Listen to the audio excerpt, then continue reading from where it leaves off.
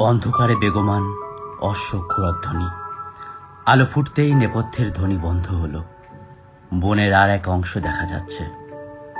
লতাগুল্মে ঘেরা প্রস্তর স্তূপের ওপর এক জটাধারী ঋষি গভীর ধ্যানের স্তব্ধ।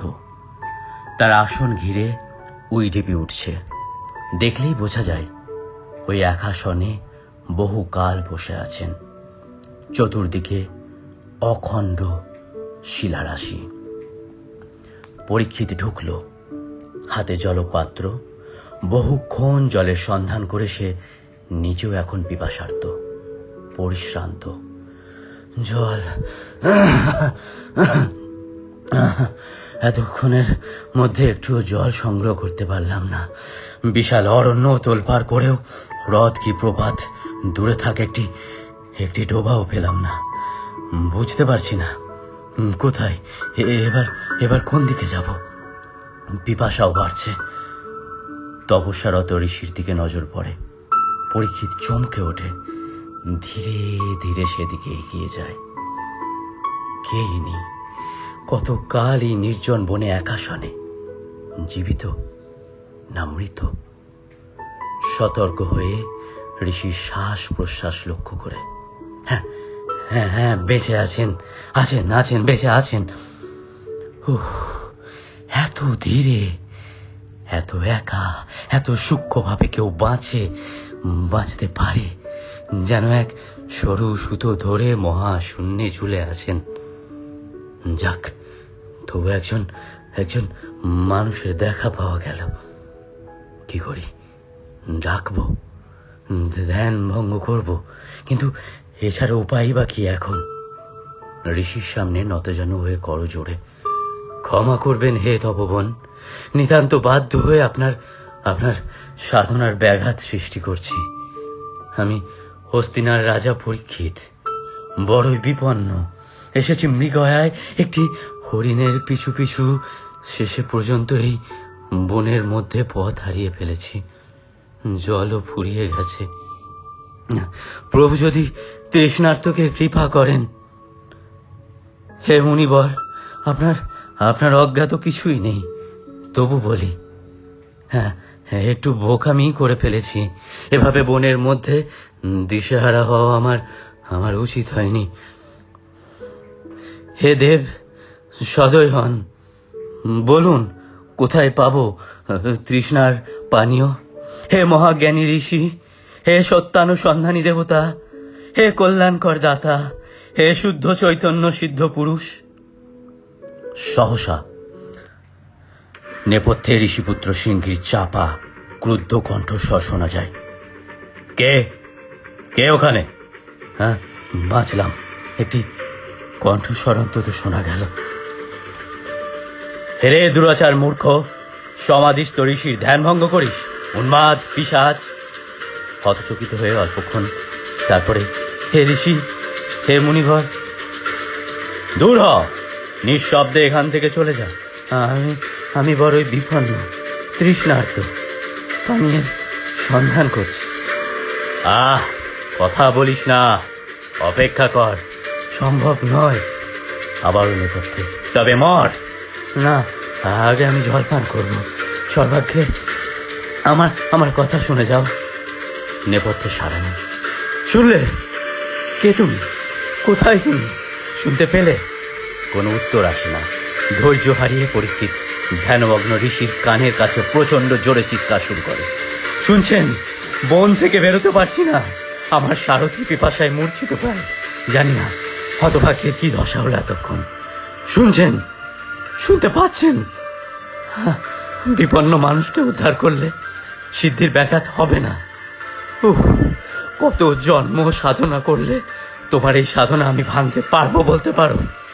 অটল, অচল, ক্ষুধা তৃষ্ণজয়ী মহাত্মা, বলো, আমাকে বলো, কেমন করে মানুষের প্রবৃত্তির ঊর্ধ্বে উঠে কেমন করে বুকের তৃষ্ণাও তুচ্ছ করা যায়? বলো, কথা বলো। অদূরে একটা লম্বা সাপ মরে পচে পড়ে আছে। পরীক্ষিত সেটা দেখতে পেয়ে ধনুকের মাথায় জড়িয়ে তোলে।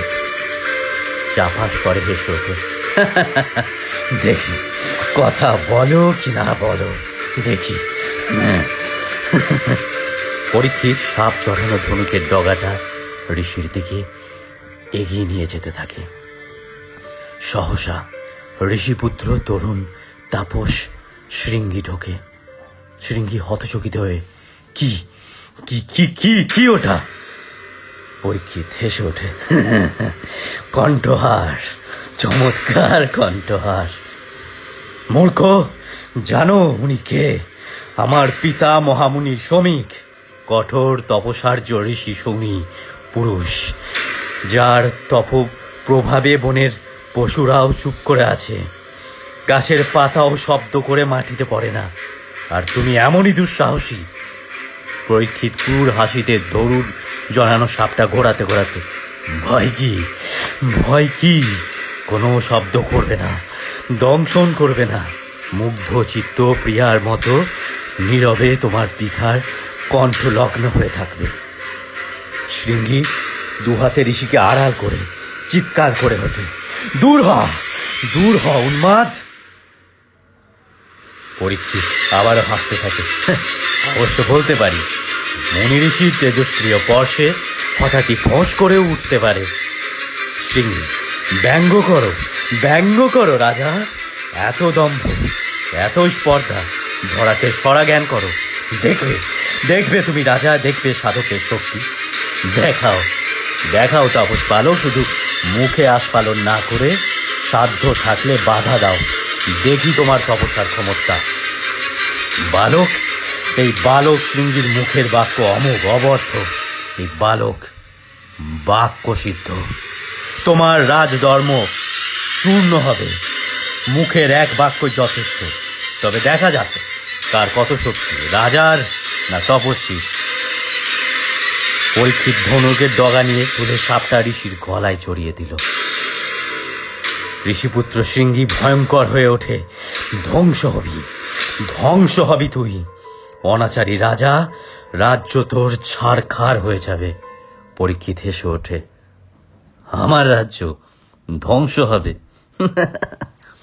ওরে শোন বাচাল বালক, আমি হস্তিনার রাজা পরীক্ষিত, অভিমন্যু পিতা, পিতামহ পাণ্ডব। ঘরে বাইরে কোনো শত্রু নেই আমার, প্রজারা আমার অনুগত।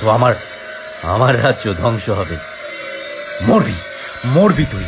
আজ থেকে 7 দিনের মধ্যে তক্ষকের কামড়ে মরবি। শৃঙ্গি অভিশাপ দেয়।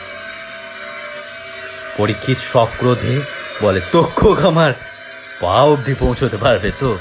শৃঙ্গি চিৎকার করে ওঠে, ব্রহ্ম তালুতে দংশন করবে। পরীক্ষিত চিৎকার করে ওঠে তার উপরে, ওরে সে কি একটা তক্ষকের কর্ম।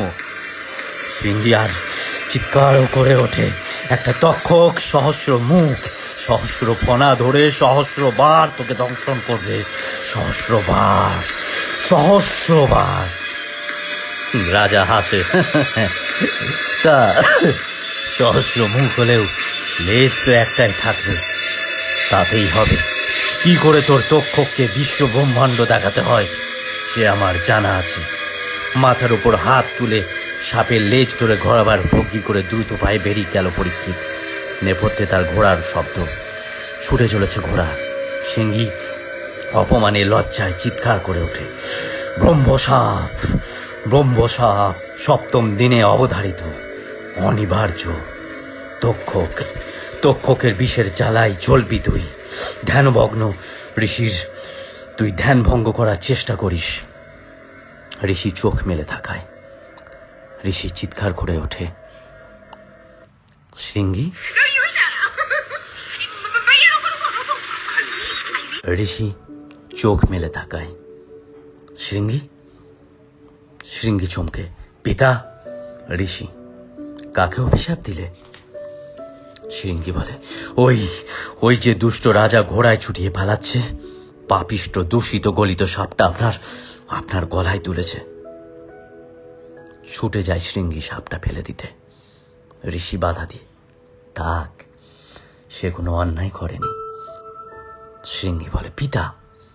ঋষি বলেন, জীবন ধারণের জন্য সে যা করেছে তাই স্বাভাবিক, কিন্তু তুমি যা করলে, অপরাধ করেছে কিছু? ঋষি বলেন, আমারই অপরাধ, তোমার উপর সবকিছু ছেড়ে নিশ্চিন্তে সাধনায় নিমগ্ন হওয়াটাই আমার অপরাধ। শৃঙ্গী বলে, কিন্তু আমি তো কোনোদিন আপনার দায়িত্ব অবহেলা করিনি। ঋষি উত্তর দেন, কি দায়িত্ব তোমার? আমায় পাহারা দেওয়া। কিসের ভার ছিল তোমার উপর আমি যতদিন ধ্যানে মগ্ন থাকি? শৃঙ্গী বলে, পশু পাখিদের জল আহার খাওয়ানো কোনোদিন অবহেলা করিনি। আজ পর্যন্ত একটি প্রাণীও খাদ্যাভাবে মরেনি। আমাদের আশ্রমে যেই এসেছে সাধ্যমতো তার সেবা করেছি। এই তো একটু আগে একটা রক্তাক্ত হরিণ আমার কাছে আশ্রয় চেয়েছে, আমি তো সুস্থ করে তুলছিলাম, মুমূর্ষ মৃগটির সেবা করছিলাম। ঋষি বলেন, এ বনে জলাশয় আছে একটি, কেবল আমাদের আশ্রমে। একমাত্র জলাশয়ে এত বড় অরণ্যের গাছপালা, পশু পাখি, বিচিত্র প্রাণীর পালন করি আমরা। মৃগটিকে সেবা করছিলে আর ক্ষুধার্ত অতিথিকে অভিশাপ দিলে, তৃষ্ণার্ত মানুষটির মৃত্যু কামনা করলে। শৃঙ্গী চমকে ওঠে, পিতা? শৃঙ্গী পরীক্ষিতের ফেলে যাওয়া জলপাত্রের দিকে তাকায়, চমকে ওঠে। সে তাই তো, ও কি তৃষ্ণার্ত? দ্রুত ক্ষুরধ্বনি শোনার চেষ্টা করতে থাকে। কোথায় চলেছে? সারা জীবন মাথা ঘুরে ফেললেও তো এখানে কোথাও জল পাবে না পিতা। ঋষি উত্তর দেন, ব্রহ্ম সাপ দিলে? ও শৃঙ্গী, নিজের তপশক্তি প্রচার করতে এত ব্যগ্র তুমি? শৃঙ্গী চিৎকার করে ওঠে, থামাও ঘোড়া, থামাও, ফিরে এসো রাজা, তৃষ্ণা মিটিয়ে যাও, হে হে অশ্বারোহী রাজা। ঋষি বলেন, হতভাগ্য পরীক্ষিত, তোমার এই রক্তাক্ত মৃগটি ওরই শিকার। মৃগের পশ্চাৎ অনুসরণ করে বন থেকে বেরোবার পথ হারিয়ে ফেলেছে।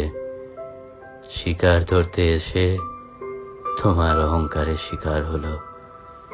শৃঙ্গী আপ্রাণ জোরে চিৎকার করে ওঠে, পরীক্ষিত যেও না, ফিরে এসো, তোমার শূন্য পাত্র ভরে নিয়ে যাও পরীক্ষিত।